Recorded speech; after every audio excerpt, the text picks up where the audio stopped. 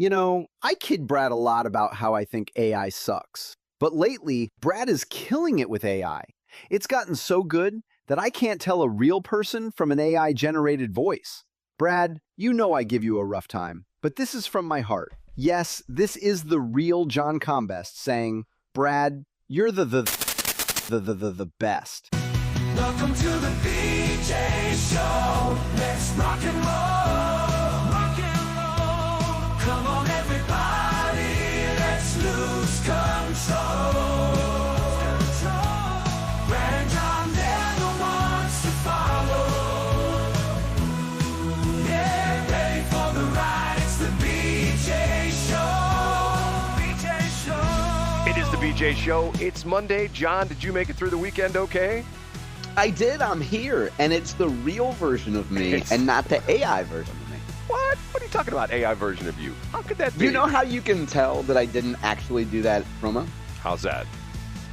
Because that particular voice uses the phrase killing it, Oh, I thought which is a phrase that would never escape from my lips. I thought you were going to say that because you said something nice about me for a change. No, which I do all the time, Brad. But yeah, jam fob. John always makes fun of Brad, but you'll never hear me use the phrase killing it. It's a phrase like living the dream that you'll never hear me say. But other than that, it was a really good replication. I just watched a replay of a Scott Fawn interview you did with, I think it was election night, where you're saying, you know, Andrew Bailey is killing it in the state of Missouri, and he's going to be our phrases you will never hear me say, Brad. And he's going to be our attorney general for the next 4 years. It's going to be great. He's going to be for the next 4 months. He's going to be a 97-1 every single day. They've got his office all done for him down there. Oh man, you know. Okay, John, I have some important news. Now, normally I should have like a something like that, but I don't have anything. What's the breaking news? I have an addition to our show. Okay. Oh, yeah, what's that? We now have a listener comment line as well as a listener text line. Are you ready for this, John? Yeah, I'm ready for it. 956 Westplex. 956. Oh, nice, Brad. Very good. And if you want to dial it by numbers, it's 956-937-8753. Once again, 956 Westplex. It's like some of the other stations have, where if you hear something we talk about, and we don't normally take listener calls, but if you want to be involved in the show, all you have to do is call 956 Westplex and leave a message. And also, you can use that same number, 956 Westplex. Just don't dial the X when you do it, the texting thing, because it's actually 8 digits long, and if you dial the eighth digit, when you dial it's no big deal, but when you text it, it won't go through. Just dial 936. Matter of fact, someone's calling already. We have our phone on live on the air. That's good. 956 Westplay, no X on the end, and you can text us. Yeah, Westplay. And Brad, do you ever get it? Do you ever go through the YouTube comments? We got some great YouTube comments over the weekend. I do. I saw those. Now, John, I have to tell you, maybe we'll talk about this in C Block. Okay, I saw. You won't. We'll forget. You won't remember. No. I'll make a note here. I saw a huge spike in our podcast download last week, but when I went to investigate it, it wasn't our show. It was something else on our site. It was like in the thousands, literally, on one day last week. And I'm going like, yeah, and that's why I bring up to you, Brad. A lot of times, it's a good idea to take a look at where the traffic actually comes from, because there's a lot of robots. That's one of the reasons when people get on the air or wherever they are and brag about traffic, I never believe it, because there's a lot of bots and Google crawling stuff. But yeah, it's certainly interesting to dig into. But it wasn't our show. It was one of the other shows that's on our site. So I can't, and I haven't figured out which one it is. I didn't take enough time to go through all the different shows. Okay, that is the voice of John Combest, Combest. Every single day of his life, he puts together this incredible list of all these important things you should know about in the state of Missouri. You don't know about johncombest.com? What's wrong with you? Get with the program. Check it out. But what we do is every single morning, we bring in this fine gentleman. And what's your job again, sir? We're on our way to the #1. He counts them down. And your name, I forgot to ask your name. What was it again? I'm Casey Kasem. And he starts it off with, by the way, John, are you hearing those okay? Are you hearing that okay now? They're not blowing out my eardrums now. It's amazing, Brad. I think you fixed the mix, minus, plus, subtraction, division problem. Okay, in C Block, I want to take a minute to do a little technical work here. I won't bother. That's good. We should definitely do that on the air. We got to get to the top 3, but we want to do that in C Block. Okay, and we start off with? In third place. There are a few stories you see every year that are easily replicable, that are plug and play, that are essentially templates for reporters. We're deep in the heart of one right now. And no matter where you are in the state of Missouri, nay, the nation, you've seen this replicated on a state level and a local level. I'm speaking of taking a story about the government shutdown, where you have a clear hero, the Democrats, and a clear villain, Donald Trump. And then you have victims. You have people that are in pain, that are struggling. And now it has to do with the hungry, food deserts, food stamps, better known as welfare. Today, I'll highlight a piece from Kelsey Landis of the Post-Dispatch. She usually covers St. Louis County government. So a lot of stories about county council meetings, Sam Page, etc., you'll see coming from Miss Landis. Here's her headline. In the category food insecurity, St. Louis residents turn to food banks amid aid cuts. Quote, everything you need is going up, end of quote. That's the headline.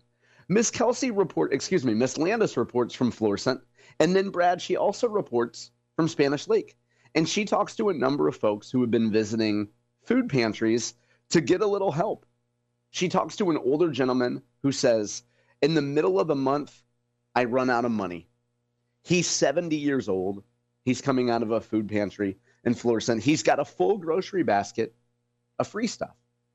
Brad, to me, the more stories I read about the federal government shutdown and the potential loss of welfare benefits, I guess coming on November 1st, I see a number of private food pantries stepping up. There were a number of stories over the weekend, folks in Joplin, Columbia, now the story in St. Louis. It would seem as though there's a private network of charities, churches, I hate to say it, Brad, because you don't like the word, nonprofits, that are helping people who need a little help to get through the end of the month, maybe even will need a little help to get past November 1st. It seems like people in the community helping other people in their community without the need and the aid and the welfare of the federal government. What do you think about this, Brad? As you eat a little Debbie? No. I was across the room working on a computer. Okay, I don't know. I feel it's sad that people live paycheck to paycheck, and to the point where I don't know about you, but man, I've been there many times in my life. Matter of fact, I think I'm there right now. But I don't know. It's one of those things where if you say the government shouldn't be doing this, I think to a certain extent, if you give people too much of a cushion, that they become soft. Does that make any sense to you? You know what I'm saying? I think so, Brad. That seems like the kind of topic that Gary Vee's probably talked about. Has he ever talked about that, Brad? Yeah, but I think it's one of those things where you have some people that when times get tough, they're the ones on TV. Yeah, things are really bad for me. I get it. And you got the other people who never show up on TV. The kind of people who are out there, recycling stuff at the recycling center, driving Uber, driving Lyft, doing gig work. Get what I'm saying? I mean, there's some people. Yeah, working on the transmitter on a Saturday. Is that the kind of people you're talking about, Brad? Yeah, working. Fixing the crap transmitter site on a Saturday?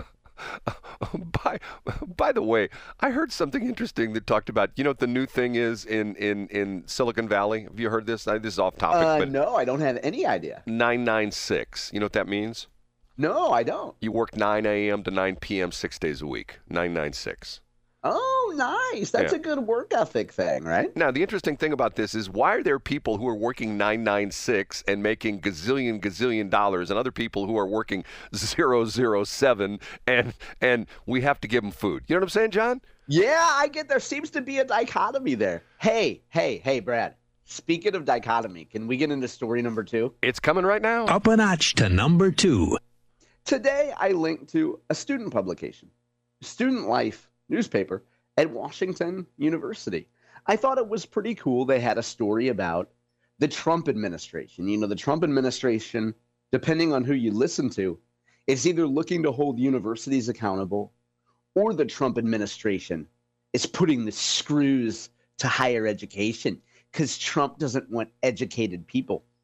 So Student Life has a pretty good story about a protest on the WashU campus. It was led by a guy who's a big transgender rights advocate. So they made some noise on campus. But then I got to thinking about a story that you and I talked about a bunch in the spring and haven't heard much about. And I remembered, Brad, in my rapidly declining middle-aged memory, that something important was supposed to happen this week with the William Howells case. That's right, the gentleman who went up to a Tesla in Kirkwood and was caught on video vandalizing via a magnetic appendage, pardon the expression, a Tesla in Kirkwood. A gentleman recorded it, confronted Mr. Howells about it, and Mr. Howells was facing a court case in Kirkwood. Brad, my declining middle-aged memory served me correctly because on the 22nd, that was last week, Mr. Howells was supposed to have an important court date. Well, guess what? The motion hearing was rescheduled. You say, John, what motion hearing is it? As it turns out, Mr. Howells' attorney says that the police file is not complete. Oh, yeah. Mr. Howells' attorney says, you know that video that gentleman in the Tesla had, Mr. Kirk? The gentleman's name is, hold on, let me pull it up here, John Christian Kirk. He recorded it. And Mr. Howells' attorney curiously says, we want that video to be included as evidence because if we include that video, my client will be exonerated and we will see he did nothing wrong. So that's curious to me, Brad. So I guess the newsy part of this is that the motion hearing to include that video will be held on November 11th.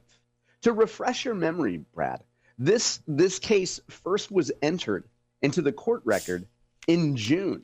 So when we talk about the wheels of justice turning slowly, you can see that it's almost November, and this case, which appeared to be simple vandalism, still hasn't been resolved. Now, if you ask me, Brad, you are not an attorney, I'm not an attorney, and as you say, we don't play one on the radio. But it would seem as though Mr. Howells' attorney seems to kind of be dragging this out unnecessarily. Does it sound like that to you? What else is new in the legal system? That's the way I know. Well, you know, that's the the way you do attorneys things. are all going to get paid, right, Brad? Right. No matter what happens. Right, they're getting paid by the hour. Okay, couple questions for you. The incident happened in where? Was the incident in June as well, too, or when did the incident happen? It was on May 1st, 2025, as I see it here. And he was charged in June, correct? Correct. Yeah. And remember, and I don't mean to interrupt you, Brad, but there was some hubbub, so to speak, about whether he would face any charges at all. And then eventually he did face charges at the beginning of June. So the case is being held up because they want the video entered into the court record? Is that essentially what? Yeah. Mr. Howells' attorney filed a motion in September that said, quote, the recording made by Kirk is highly relevant and material to this cause and essential to defendant's defense as it will likely provide material to exonerate defendant. Now, Brad, that seems like a pretty aggressive thing to say, right? Well, I would think that the video would be important for the prosecution, wouldn't you? Absolutely. Wouldn't you think? Now, maybe if you're the prosecution, maybe you didn't include it because you think that, hey, we have everything we need, which is the actual Tesla video. You know what I'm saying? Like, we don't need a video of the confrontation. All we need is the video of Howells putting this magnet on the car, you know? John, I don't mean to tell you that I got inside sources, and this is not my inside source, which was wrong on Friday. But was she really, Brad? Or she was correct in what she said and you misinterpreted it, which is the most likely outcome. No. But what did you hear about this case? No. Okay. I heard an interesting story about this case, that the reason the defense wants to put this into the record is that right before Mr. Howells, or I should say Dr. Howells, because I do believe he's a PhD. Oh, Dr. Howells, yes. Right before Dr. Howells put this magnet on, I know it was a sticker because you can't have a magnet on You're right. It's on the Tesla. You're right, Brad. I was wrong about the magnet. Yeah, Go ahead. It's a sticker because the magnets wouldn't hold onto an X or whatever the hell they are. right before he was justified to vent because John Bosch was in the parking lot and yanked on his beard, and he got so upset that he had to go stick a Trump sticker on Mr. Kirk's a Cybertruck, and that was the whole deal. So they're going to try to bring John Bosch into this case. That's the whole thing. I think it is, and I bet John Bosch is going to flake on that case too, won't he, Brad? Right. He was supposed to call us and report in for his parole board this morning, but he didn't. So what else? What else? Brad, we have a humdinger of story number one. Let's get to it. It better be, because it's Monday. We need something. Okay. By the way, did I tell you that today's October 27th? I don't know if I did. October 27th, it's a Monday. Okay, now, number one. The number one. St. Louis Public Radio on a Friday afternoon. I know naysayers like Brad say they don't do a lot of work, but a gentleman named Chad Davis had a fascinating story. Sheriff's lawyer told reporter to take down an article, and he'd send deputies to their home. Brad, did you happen to see this story? Once again, I was working the computer. Yes, and I thought it was, from a journalistic standpoint, absolutely, positively fascinating. Yeah, and so I'll try to summarize this. I know we're getting close to the end of the segment, but I'll try to summarize this quickly because I think I see three people involved in this. So you have Sheriff Alfred Montgomery, who I think listeners of the show know has faced a lot of charges about excessive spending, etc. So that's kind of ancillary to this particular case. But you have Sheriff Montgomery. You have a reporter from the Post-Dispatch. And if you insist later, Brad, I'll speculate on who it is. And then you have a gentleman who is the counsel for the St. Louis Sheriff's Office, a lawyer for the Sheriff's Office. And as I read the story, Brad, the attorney says that he was acting on behalf of the sheriff, and now he's been suspended because he dared cooperate with an investigation of the sheriff. So the plot thickens, you know? And as on the surface, so let's get to the surface story here, is brought to us by Chad Davis. A lawyer for the St. Louis Sheriff's Office has been put on administrative leave after department leaders received complaints that he harassed a reporter from a local news outlet. The local news outlet has been identified as the St. Louis Post-Dispatch, and Mr. Davis at the St. Louis Public Radio has screenshots of the messages that this attorney, Mr. Lawrence, sent to the reporter. They said things like, I'm really sorry, man, but I'm going to have, and they spelled this wrong too, by the way, but I'm going to have deputies out tomorrow. What is your address? Period, and not a question mark. That would drive me nuts. And then another text from this attorney, Mr. Lawrence, says, I respect your position, but I have recommend, again, terrible English, I have recommend a subpoena unless I hear from you before 9 a.m. tomorrow. So there were a number of threatening texts between this attorney representing the sheriff and this reporter. The reporter eventually got 19 texts from Mr. Lawrence in the sheriff's office before he went to his boss or one of his superiors at the Post-Dispatch and said, hey, I'm getting this stuff. I think I should turn this over to you guys. It's pretty much out of my hands now. So what we have here, Brad, the intriguing thing is that it would appear that this attorney, Mr. Lawrence, is now saying, hey, I'm just being punished because there's an investigation going on. I'm being helpful to the investigation. And now the sheriff wants to punish me. I was just delivering messages on his behalf, and now I'm the fall guy? Okay. That's the way I read it, Brad. Interesting aspect of this. Okay, and let me give you a couple questions for you. The attorney, Mr. Lawrence, he's employed by the city? He's a city attorney? Yeah, he's employed by the sheriff's office yet. So he was, see, there's a couple interesting things here. Okay, I have a couple attorneys, okay? If I called up one of my attorneys and said, hey, I want you to subpoena John Combest because he said something bad about me in the air, my attorney's going to say, Brad, come on. Give it a rest. The guy works with you. You're not going to subpoena him. Secondly, right. Yep, I get it, Brad. And Mr. Large said to the sheriff, hey, Mr. Sheriff, dude, I'm not sending this to the reporter because you know what? the minute I do that, it's going to be headline news that you, from inside the jail, are trying to quash stories, legal term there, quash stories in the Post-Dispatch and other places. I mean, the attorney's got to be the dumbest guy in the world, don't you think, John?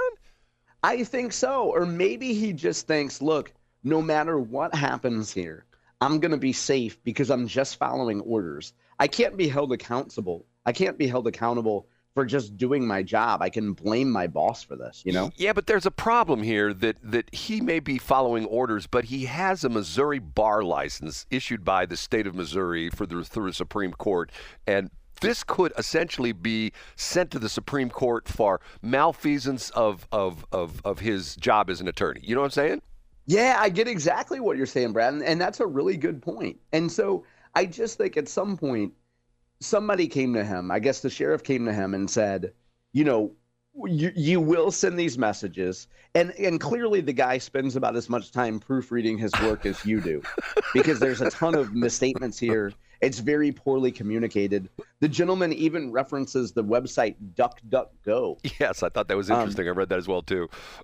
Yeah, which I thought was pretty funny. Yeah. And so St. Louis Public Radio does a good job of referencing the reporter using neutral pronouns and not, you know, giving up who the reporter is. Now, here's an interesting question. Why wasn't this in the Post-Dispatch? You know, you would think. You know, that's a great point, Brad. Now, you know what they should do? Because they listen to what you have to say. They're going to go get Joe Mannies. And they're going to have Joe Mannies write a neutral, unbiased piece about it.